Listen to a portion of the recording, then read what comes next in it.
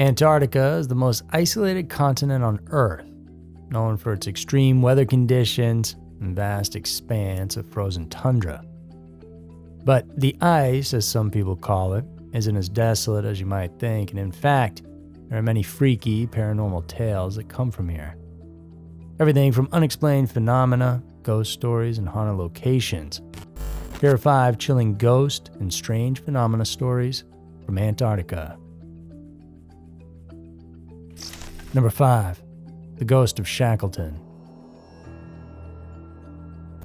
Distinguished and knighted by the British Royal Crown, Ernest Shackleton led 3 English expeditions to the southernmost part of the world between 1901 and 1917. And while each one of these took place over the course of several years, not one of these voyages made it through to its respective destination after the crew encountered various problematic events. But for what it's worth, these failures just further cemented Sir Shackleton's legacy as one of the most highly respected figures during the period known as the heroic age of Antarctic exploration. The main reason why is because despite all the perils and life-threatening situations that he and his crew faced, not one of his men died on duty under his command. One of these more unbelievable occurrences where everyone survived happened during the 1914 to 1917 Imperial Transatlantic Expedition aboard the ship named Endurance. In 1914, Endurance got stuck in a patch of ice in the Weddell Sea, where the vessel was gradually being crushed, forcing sailors to abandon it. Shackleton and his 27 men filled 3 small lifeboats and what provisions they could manage to carry. And like a testament to the ship's name, the sailors endured the extreme cold, blizzard conditions, and the frostbite. The team had to deal with the grueling labor of sometimes carrying their lifeboats by hand over ice patches. There were no radios or planes to call any emergency services to help them, and so they went through this for more than a year. Eventually, Shackleton and his men reached Elephant Island, a small strip of icy land sitting between Antarctica and South America. He then left most of the guys there, while he and a handful of crew members took one lifeboat seeking help. They waded through the darkest of winter nights and crossed 800 miles of raging sea to reach South Georgia, a remote whaling station. Upon arrival, they formed a rescue party and went back to fetch the remaining group at Elephant Island. Fast forward a century later, an English explorer, Edmund Hillary, picked up the trail that Shackleton had went through. A big admirer of his, Hillary made a name for himself as being one of the first 2 people to make it to the summit of Mount Everest back in 1953. 3 years after that, the British explorer formed a team from New Zealand to explore the South Pole, and on their way, Hillary made a stop at Shackleton's hut at Cape Royds in the Ross Sea. This hut was used by Shackleton and his crew during their expedition to Antarctica aboard the Nimrod. According to Sir Edmund, he saw the ghost of the legendary explorer greeting him as he entered the accommodations. He said, "I distinctly saw Shackleton walking towards me and welcoming me." It was a fleeting moment, but something that was burned in Hillary's memory. Perhaps it was Sir Shackleton's gesture of welcoming a fellow adventurer coming into his hut. Or maybe Sir Hillary had simply disturbed the dweller's spirit resting in this long-forgotten shack, as Shackleton did pass away in the area at the age of 47 while attempting his 4th Antarctic exploration. Number 4. Scott's Hut. Discouragement can be a dangerous thing, especially when you're in a potentially life-threatening situation. Famed polar explorer Robert Falcon Scott felt pretty much assured that he'd make another run at going to where no human on Earth had ever been, but due to unforeseen events, him and his crew had a very arduous journey. Scott's adventure began with the Discovery expedition that occurred between 1901 and 1904. And this time, the British Royal Navy officer set a new record by reaching the farthest part that humans had ever gone into in the South Pole, the Antarctic Plateau. Still though, this achievement wasn't enough for him, as he had yet to conquer the southernmost part of the continent itself. Which is why half a decade later, he, together with almost 30 other brave sailors, then embarked on the 1910 to 1913 Terra Nova expedition. Along the way, they erected what is now known as Scott's Hut on the north shore of Cape Evans on Ross Island, and this would serve as a base camp for the voyagers. In November of 1911, Scott instructed 25 of his men to take shelter in the prefabricated hut. The commander, as well as 4 of his hand-selected men in a caravan of horses and sleds, then set out on the 800-mile journey to the very bottom of the world. It took them weeks before finally reaching their destination in January of 1912. However, much to their dismay, they found out that another team led by Norwegian explorer Roald Amundsen had already erected their flag there, signifying that they had been beaten in the race to go where no one had before. Extremely disheartened, essentially making this painful trek for nothing, Scott and his crew had no choice but to turn around and head back. Assaulted by the feeling of failure, coupled with utter exhaustion, sickness, and freezing weather, the British polar team never made it home. Before they could reach the safety of the hut, the entire group perished on the ice. Realizing the failure of their return, the rest of the crew packed up what they could carry and headed home. The hut that Scott and his polar party desperately tried to reach was finally abandoned. For 40 years it remained there then, undisturbed until a U.S. expedition located and dug it back out of the snow. Due in part to the cold temperatures, the whole place was preserved in a remarkable state, so much so that even the tomato ketchup remained edible. Considering the large amount of time that it was left in isolation, this place reportedly emanates a disturbing vibe. Currently, it's open to the public. Many visitors that go say they feel uneasy in the hut. Those courageous enough to spend a night in the venue reported feeling a sense of haunting or dread manifested by phantom footsteps and voices. Meanwhile, others claim seeing unexplained lights and hearing mysterious noises. No one knows the exact cause of these paranormal phenomena, but it's very possible that the hut is haunted by those who passed away, fighting with every breath to avoid another failure and reach Scott's hut. Number 3, River of Blood. In Antarctica, there's said to be a river that flows not with water, but with blood. And the stark contrast of scarlet-colored liquid running against the pristine sheet of white ice glaciers makes the sight even more terrifying.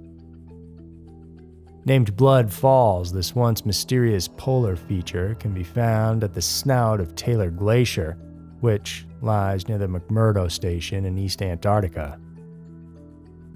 A snout is simply the tail end of a glacier.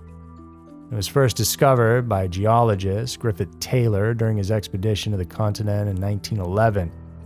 While they must have been horrified at first, Taylor's inquisitive mind prompted him to investigate what his men initially thought of as a murder scene. He believed, at first, that what it could be was a large population of red algae living in the water that gave off the striking red hue, but ultimately he was wrong. Taylor left the area and shared what he found to others, which resulted in people either not believing him or becoming very curious about Blood Falls. Soon enough, more scientists and explorers visited to see it for themselves, and despite decades passing, no one could seem to figure out the mystery behind why it was like this. Because it was so remote, it wasn't an easy thing to study, but finally in 2009, a breakthrough happened. Using high-tech ice-penetrating radar, they were able to trace the flow to an underground lake buried 1,300 feet below Taylor Glacier. The findings suggest that about 5 million years ago, the ocean flooded East Antarctica, creating a salty inland lake. 3 million years later, glaciers formed on top, which basically trapped this huge basin of pristine marine saltwater inside. Another couple of millennia followed, and that isolated water became even saltier. And through pressure and natural movement, the water then began seeping out of the ice, When the high saline, iron-rich water made contact with oxygen-filled air, the liquid turned red out of oxidation. Further studies discovered that the underwater lake is home to a community of microbes that can withstand extreme conditions, like a lack of both light and oxygen. Instead, these organisms uniquely utilize iron and sulfate to survive. The mere existence of these entities we now call extremophiles has brought about the idea that perhaps life can thrive throughout the universe under conditions we didn't think were possible. For these entities, instead of making food by photosynthesis, Blood Falls organisms do so by chemosynthetic means. Unlike the former that relies on sunlight, the latter process involves converting sulfur and iron compounds into energy. Number 2. Plane crash hauntings. In spite of the hostile and barren environment, people from all around the world are still enticed to visit Antarctica and marvel at its desolation.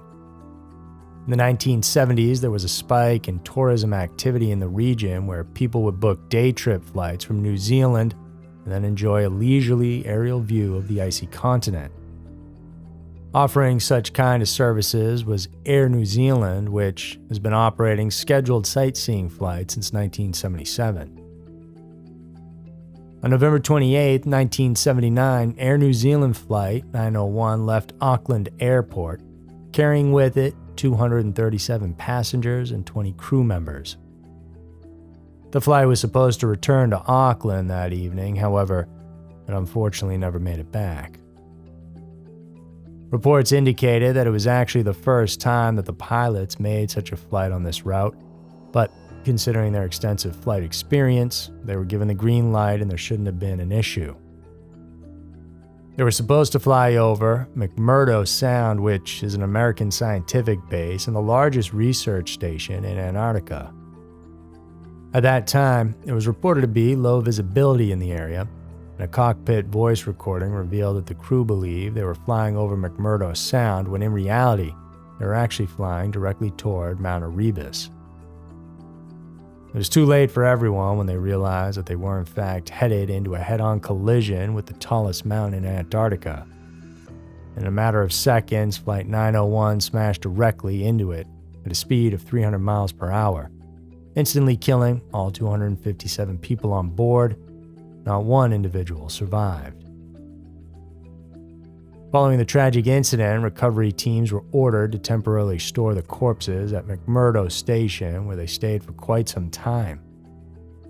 Fast forward many years, and as tourism has continued to thrive, visitors began to experience the profound ghostly presence of what they believed to be the crash victims. Witnesses claimed to hearing voices and even encountering apparitions of the spirits of the individuals that were once housed at McMurdo Station. Some people have said that they've spotted short trails of unexplained footprints in the snow around the area as well. Station workers there also have shared in the strange phenomena. One of them recalled hearing footsteps on the upper floor when they knew there was no one else in the facility at the time. Stricken with fear and panic, the man didn't think twice of abandoning his station and running away for safety. And after all, it's not like some teens or other people who can just wander in. This is an isolated base in the middle of an even more isolated continent. Number 1. The Frozen Crew. In 1822, an English schooner named the Jenny left port from the Isle of Wight in England. The route intended for it to pass through the Drake Passage, which is the body of water between the southern tip of South America's Cape Horn, Chile, Argentina, and the South Shetland Islands of Antarctica. The Drake Passage is known for having some of the most treacherous waters in the entire world with unpredictable weather patterns. Somewhere along the way, the ship got caught up in a storm and ultimately, the entirety of it froze. Everyone on board didn't stand a chance, and the Jenny and everyone on board were never seen again. But then, almost 20 years later, in 1840, a whaling ship named Hope passed through the same passageway as the Jenny. During this time, Drake's Passage was riddled with huge icebergs which made it difficult for the whaler to navigate. While working their way out in the frigid conditions, the shipmates suddenly noticed a battered-looking ship emerging from a gap between two large icebergs. Amidst the fog, sailors could clearly see 7 men standing on the main deck. The name across the boat hull was the Jenny. Curiosity prompted the crew to board the battered schooner. They called out incessantly, but none of the men answered. And shock and fear eventually overtook them when they realized that the men standing in attention were actually dead and frozen solid in place. It was as if a magical spell was cast onto them, stupefying and freezing them where they stood. Hope's commander, Captain Brighton, got wind of the clamoring and ventured below the deck of the Jenny. There he saw the boat's captain sitting at his desk, looking like he was writing in the ship's log. Mariners prompted him to first call out to his counterpart, but when he didn't get a reply, Brighton proceeded to approach and realized that the man too was frozen solid, just like his crew. He probed the ship's log and learned that the last port Jenny visited was Kalu, Peru, 20 years ago. Going through the final entry, he saw that it read, May 4th, 1923. No food for 71 days. I am the only one left alive. Brighton investigated further and there discovered yet another terrifying sight. Lying on the bed, cradling a dog, was who they assumed to be the captain's wife, frozen solid as well. It's a mystery how these poor individuals fell into this horrifying circumstance, and theories suggest that a sudden intense storm may have blown through the ship, freezing everyone on board. Although others believe that something paranormal happened, such that the Jenny was sucked into another dimension, only to reappear 20 years later in an area they weren't prepared to be in. As such, they all ended up succumbing to the cold. No one knew exactly what happened thereafter to the Jenny, although stories suggest that the ghost ship still haunts the waters of the Antarctic to this very day. So that's going to do it, guys, for the 5 chilling ghost and strange phenomena stories from Antarctica. Hope you enjoyed it. Please check out some of our other videos from other states and around the world if you like this. Remember to subscribe and tune in every week for even more episodes from us. Thanks so much for tuning in. I'll see you soon.